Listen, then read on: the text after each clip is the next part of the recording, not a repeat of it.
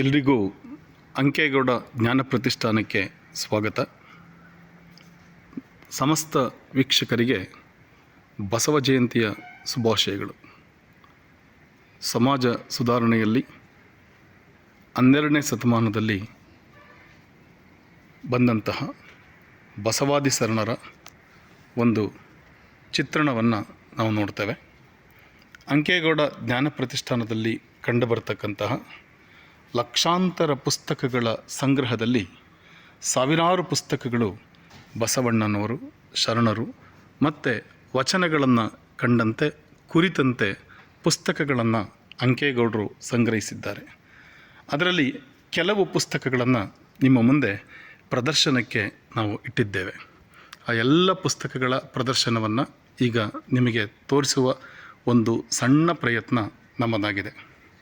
ಬಹುಶಃ ನಮ್ಮೆಲ್ಲರಿಗೂ ಗೊತ್ತಿರೋ ಹಾಗೆಯೇ ಬಸವಣ್ಣನವರನ್ನು ಜಗಜ್ಯೋತಿ ಬಸವೇಶ್ವರ, ಭಕ್ತಿ ಭಂಡಾರಿ ಬಸವಣ್ಣ, ಕ್ರಾಂತಿಯೋಗಿ ಬಸವಣ್ಣ, ಮಹಾಮಾನವತಾವಾದಿ ಹೀಗೆ ಬೇರೆ ಬೇರೆ ಹೆಸರಿನಿಂದ ಕರೀತೇವೆ. ಅವರನ್ನು ಕುರಿತಾಗಿ ಅವರು ಬರೆದಂತಹ ವಚನಗಳಿರ್ಬೋದು, ಅವರ ಆಡಳಿತ ವ್ಯವಸ್ಥೆ, ಅವರು ಸಮಾಜಕ್ಕಾಗಿ ದುಡಿದ ರೀತಿ, ಇವೆಲ್ಲವನ್ನು ಕುರಿತಾದ ಸಾವಿರಾರು ಪುಸ್ತಕಗಳ ಸಂಗ್ರಹ ಈ ಅಂಕೇಗೌಡ ಜ್ಞಾನ ಪ್ರತಿಷ್ಠಾನದಲ್ಲಿ ಕಂಡುಬರ್ತವೆ. ಅದರಲ್ಲಿ ಕೆಲವು ಪುಸ್ತಕಗಳನ್ನು ನಿಮ್ಮ ಪ್ರದರ್ಶನಕ್ಕೆ ಇಲ್ಲಿಟ್ಟಿದ್ದೇವೆ.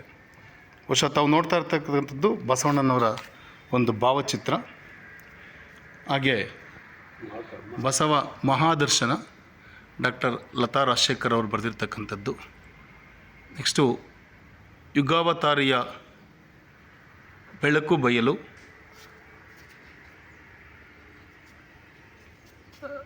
ಶರಣ ದರ್ಶನ, ಹೀಗೆ ನೂರಾರು ಪುಸ್ತಕಗಳು ಇಲ್ಲಿ ಕಂಡುಬರ್ತವೆ.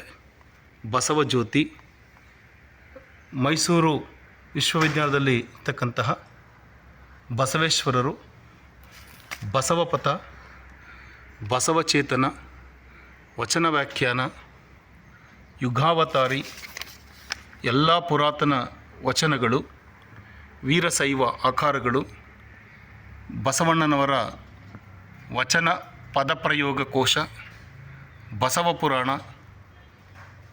ಮತ್ತು ಹಿರೇಮಠವರ ಸಂಪಾದಕದಲ್ಲಿರ್ತಕ್ಕಂತಹ ಬಸವ ಪುರಾಣ, ಅನಾದಿ ವೀರಶೈವ ಸಾರ ಸಂಗ್ರಹ, ಶರಣಪಥ, ವಚನ ಸಾಹಿತ್ಯ, ಜಗದ ನಂಟು, ಬಸವ ಬೆಳಗು, ಕಾಯಕ ಮೀಮಾಂಸೆ, ಸಂಕ್ಷಿಪ್ತ ವೀರಶೈವ ದರ್ಶನ, ಬಸವಣ್ಣನವರು, ಬಸವಪ್ರಭ, ಬಸವಣ್ಣ ಮತ್ತು ಲಿಂಗಾಯತ ಧರ್ಮ, ಶರಣರು ಕಂಡ ಬಸವಣ್ಣ, ಶಿವಶರಣ ಕಥಾರತ್ನ ಕೋಶ, ಶಿವಶರಣಾಮೃತ ಪುರಾಣ, ಶರಣ ಲೀಲಾಮೃತ ಬಸವ ಪುರಾಣ, ಲೈಟ್ ಆಫ್ ಡಿವೋಷನ್, ಕಾರ್ತರರ ಕಮ್ಮಟ, ಹೀಗೆ ಹಲವಾರು ಪುಸ್ತಕಗಳ ಸಂಗ್ರಹ ಇಲ್ಲಿರ್ತಕ್ಕಂಥದ್ದನ್ನು ನಾವು ನೋಡ್ತೇವೆ. ಕನ್ನಡ ಮತ್ತು ಇಂಗ್ಲೀಷ್ನಲ್ಲಿ ಬಂದಿರತಕ್ಕಂತಹ ಪುಸ್ತಕಗಳು ಇಲ್ಲಿದ್ದಾವೆ. ಬಹುಶಃ ಈ ಎಲ್ಲ ಪುಸ್ತಕಗಳನ್ನು ಶ್ರೀಯುತ ಅಂಕೇಗೌಡ ಅವರು ತಮ್ಮ ಜೀವಮಾನದ ಉದ್ದಕ್ಕೂ ಕೂಡ ಸಂಗ್ರಹ ಮಾಡಿರ್ತಕ್ಕಂತಹ ಪುಸ್ತಕದ ಮನೆಯಲ್ಲಿ ಸಂಗ್ರಹಿಸಿ ಇಟ್ಟಿದ್ದಾರೆ. ಇಲ್ಲಿ ಬುದ್ಧ ಮತ್ತು ಬಸವ ಅಂತಕ್ಕಂಥ ಮತ್ತೊಂದು ಪುಸ್ತಕವನ್ನು ನಾವು ನೋಡ್ತೇವೆ. ಕದಳಿಯ ಬೆಳಕು, ಬಸವಣ್ಣನವರು, ವಿಶ್ವವಿಭೂತಿ ಬಸವಣ್ಣ, ಬಸವಣ್ಣನವರ ವಚನಗಳು, ಇಷ್ಟಲಿಂಗ, ಬಹುಶಃ ದೇವರನ್ನು ಪೂಜಿಸುವ ವಿಧಾನದಲ್ಲಿ ಅವರು ಇಷ್ಟಪಡ್ತಾ ಇದ್ದಂಥ ಇಷ್ಟಲಿಂಗ ಪ್ರತಿಷ್ಠಾಪನೆ, ಅದನ್ನು ಕೂಡ ನಾವಿಲ್ಲಿ ನೋಡ್ತೇವೆ. ಸಂಕೀರ್ಣ ವಚನ ಸಂಪುಟ, ಹೀಗೆ ಸಾವಿರಾರು ಪುಸ್ತಕಗಳ ಸಂಗ್ರಹ ಇರೋದರಿಂದ ಇದನ್ನು ತಮ್ಮೆಲ್ಲರ ಮುಂದೆ ಪ್ರದರ್ಶನಕ್ಕೆ ಅಂಕೇಗೌಡ ಪುಸ್ತಕ ಪ್ರತಿಷ್ಠಾನ ಅಥವಾ ಜ್ಞಾನ ಪ್ರತಿಷ್ಠಾನದಲ್ಲಿ ಇಡಲಾಗಿದೆ. ಇದನ್ನು ಸಂಗ್ರಹಿಸಿರ್ತಕ್ಕಂತಹ ಶ್ರೀಯುತ ಅಂಕೇಗೌಡರು ಬಸವ ಜಯಂತಿಯ ಬಗ್ಗೆ ಒಂದೆರಡು ಮಾತುಗಳನ್ನು ಹೇಳ್ತಾರೆ, ನಾವು ಕೇಳಿಸ್ಕೊಳ್ಳೋಣ. ಎಲ್ಲ ಆತ್ಮೀಯ ಸ್ನೇಹಿತರೆ, ತಮಗೆಲ್ಲ ಗೊತ್ತಿರುವಂತೆ ಇದು ಅಂಕೇಗೌಡ ಜ್ಞಾನ ಪ್ರತಿಷ್ಠಾನ ಪುಸ್ತಕ ಮನೆಯಿಂದ ಬಹುಶಃ ತಮಗೆಲ್ಲ ಗೊತ್ತಿದೆ, ನಾಳೆ ಯುಗಾವತಾರಿ ಬಸವಣ್ಣನವರ ಜನ್ಮದಿನ.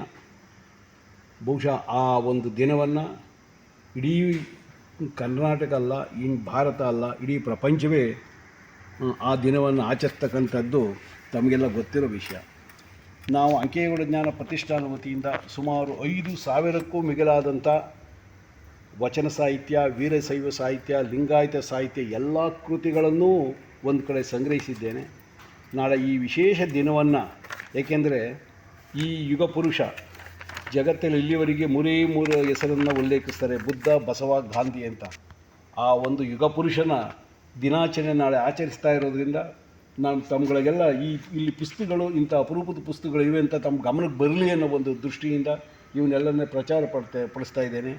ತಾವು ಯಾರಾದರೂ ಬಸವಣ್ಣನವರ ಬಗ್ಗೆ ವಿಶೇಷವಾಗಿ ಅಧ್ಯಯನ ಮಾಡುವವರು, ಅವರ ಬಗ್ಗೆ PhD ಮಾಡೋರಾಗಲಿ ಅಥವಾ ಇನ್ಯಾವುದೇ ವಿಶೇಷ ಇದು ಬೇಕಾದವರು ಇಲ್ಲಿ ಬಂದು ಯಾವುದೇ ವಿಧವಾದ ಶುಲ್ಕವಿಲ್ಲದೆ ಇಲ್ಲಿ ಓದ್ಬೋದು, ಇಲ್ಲಿ ಯಾವುದನ್ನು ಬಳಸ್ಕೋಬೋದು ಅಥವಾ ಅವರ ಅಧ್ಯಯನಕ್ಕೆ ಅನುಕೂಲ ಮಾಡ್ಕೋಬೋದು ಅಂತ ಈ ಸಂದರ್ಭದಲ್ಲಿ ಹೇಳ್ತಾ, ಆ ಮಹಾನುಭಾವನ ದಿನಾಚರಣೆ ನಾಳೆ ಎಲ್ಲ ಆಚರಿಸ್ತಾ ಇದ್ದೀವಿ. ತಮಗೆಲ್ಲ ಒಳ್ಳೆಯದಾಗಲಿ, ಶುಭವಾಗಲಿ ಅಂತ ಹೇಳ್ತಾ ನಾನೊಂದೆರಡು ಮಾತು ಮುಗಿಸ್ತೇನೆ. ಜೈ ಹಿಂದ್, ಜೈ ಕರ್ನಾಟಕ ಮಾತು. ಬಹುಶಃ ಬಸವಣ್ಣನವರ ಪುಸ್ತಕಗಳ ಜೊತೆಗೆ ಇವರ ಹೆಸರಿನಲ್ಲಿ ಅಂಚೆ ಚೀಟಿಯನ್ನು ಕೂಡ ತರಲಾಗಿದೆ. 2 ರೂಪಾಯಿ ಮೌಲ್ಯದ ಅಂಚೆ ಚೀಟಿಯನ್ನು 1997ರಲ್ಲೇ ತರಲಾಗಿತ್ತು. ಅದೇ ರೀತಿ ಮನಮೋಹನ್ ಸಿಂಗ್ರವರು ಪ್ರಧಾನಿಯಾಗಿದ್ದಂಥ ಸಂದರ್ಭದಲ್ಲಿ ಕರ್ನಾಟಕದ ಬೆಂಗಳೂರಿನಲ್ಲಿ ಬಸವ ಜಯಂತಿಯನ್ನು ಮಾಡಿದಂಥ ಸಂದರ್ಭದಲ್ಲಿ ಅವರ ಹೆಸರಿನಲ್ಲಿ 5 ರೂಪಾಯಿ ಮತ್ತು 100 ರೂಪಾಯಿಯ ನಾಣ್ಯಗಳನ್ನು ಕೂಡ ಪ್ರಿಂಟ್ ಆಗಿರ್ತಕ್ಕಂಥದ್ದನ್ನು ನಾವು ನೋಡ್ತೇವೆ. ಜೊತೆಗೆ ನಮ್ಮ ಪಾರ್ಲಿಮೆಂಟ್ ಏನಿದೆ, ಆ ಪಾರ್ಲಿಮೆಂಟ್ನಲ್ಲೂ ಕೂಡ ಬಸವಣ್ಣನವರ ಪುತ್ಥಳಿಯನ್ನು ಅನಾವರಣ ಮಾಡಿರ್ತಕ್ಕಂಥದ್ದು ಕಂಡುಬರುತ್ತೆ. ಇಂತಹ ಮಹಾನ್ ಚೇತನಕ್ಕೆ ಅಂಕೇಗೌಡ ಜ್ಞಾನ ಪ್ರತಿಷ್ಠಾನ ನಮನಗಳನ್ನು ಸಲ್ಲಿಸುತ್ತೆ. ಧನ್ಯವಾದಗಳು.